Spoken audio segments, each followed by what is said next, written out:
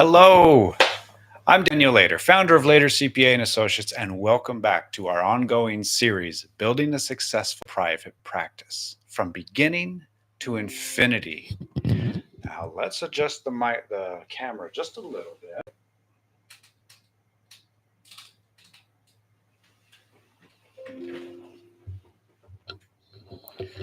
There we go, just to get a little bit more personal. All right, perfect. Well, I asked my therapist how to find happiness. I asked my accountant how to find deductions. Now I'm just sitting here wondering, can I write off joy?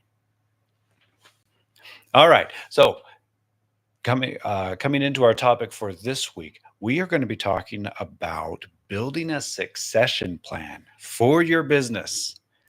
Now, what does that mean? Well, what happens when you are ready to be done working in your business? Or even worse, what happens if you no longer can work in your business? Something happens, an illness, even a death, or something else happens. What happens to your business? Now, a lot of us have been carefully growing our businesses for a long time and making sure that it's growing perfectly well, ironing out all the hurdles, all the bumps, and getting it the way we like it. So, last thing we want to do is worry about what happens to the business if now we're out of the picture. That's what succession planning is. It's looking at what happens to your baby, your business, after you're out of the picture. So, let's go ahead and talk about that. Now, the format of this video is going to be a little different. We've done it before, but instead of just giving you advice, blanket advice to cover everything I can think of, we are instead going to be focusing on the questions you should be asking or thinking about asking, because every business is different. Everyone's idea for the future for their business will be different. So everyone's succession plan is going to be different. So let's go ahead and get into this. So imagine you step away from your practice tomorrow, either by choice or by surprise. What happens next? So the goal of this is to help you identify those right questions and begin thinking about the steps to answer them, so your practice can continue to thrive even without you there. Now, why does this matter? Like I said, life throws unexpected things in our way. And sometimes we have plans to take life in unexpected ways, or we just want to retire. Whatever's happening, this changes your role in the business immediately. So you want to be prepared with that. You want to have a plan for that. When you don't have a plan, your clients, your employees, even your own family, they're going to face uncertainty, possibly financial strain, and you don't want to put your own people through that. So having a clear plan ensures that your desires, your wishes are honored when with regard to your practice, that your practice retains its value, and any transitions are smooth. Now there's three professionals I want you to talk with regarding your succession plan. None of these are going to be a surprise. First, talk with your attorney or find an attorney who can help you draft up all the necessary legal agreements, trusts, wills, transfer documents, help you with your partnership agreement, etc. All that stuff, that legal stuff that makes the flow actually work without you needing to baby it and monitor every step of it. Second professional you need, your CPA.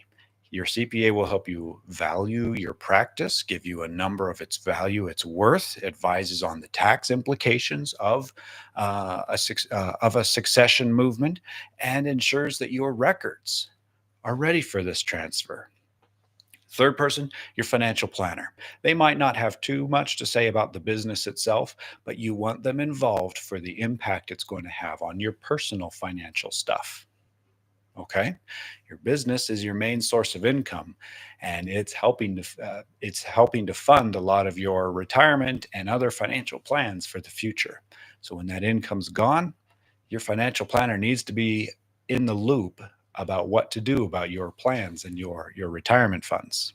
So those are the three professionals I want you to have contact with. Make sure they're coordinating with each other too. That's when you get the most powerful, when they're working together. So here's the questions I want you to think about. First, if you have any partners, how will your ownership shares be valued by those other partners? Is there a buy sell agreement in place? And does it reflect any current reality?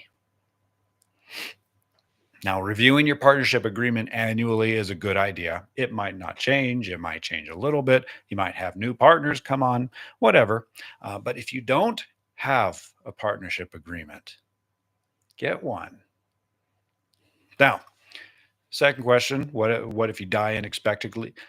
What if you die unexpectedly? Who has the legal authority to manage or close the practice in case that happens?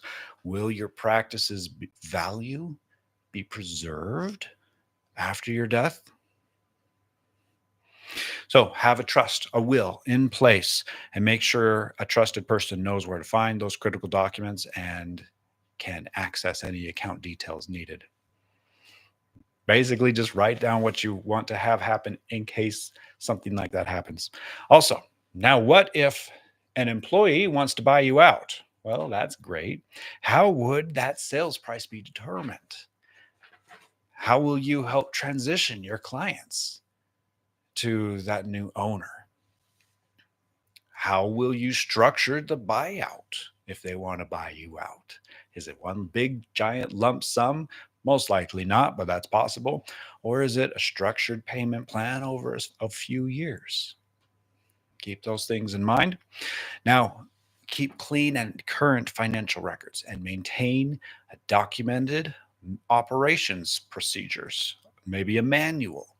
Make these things make your practice easier to value and transfer when it's time. Now, what if you have a relative who would like to inherit the business? You have a kid who's following in your footsteps. You have a niece or nephew who is going against their parents' wishes and following in your footsteps, whatever. But what happens then? Are they qualified and licensed to run the practice? Will they want to keep it or sell it? Talk with your discuss your intentions with any interested relatives. Make sure they're in the loop and they know what to be aware of and what steps that they might need to do to prepare themselves. And always have a backup plan. You never know if someone if your succession plan is dependent on one or a small group of people, you don't know if they're going to change their idea. Have a backup plan. Now, what if you want to retire and sell the business? Well, when do you want to start preparing for that sale? If you're going to retire, you know when you're going to retire. No one accidentally or surprisingly retires. You know ahead of time when you want to retire.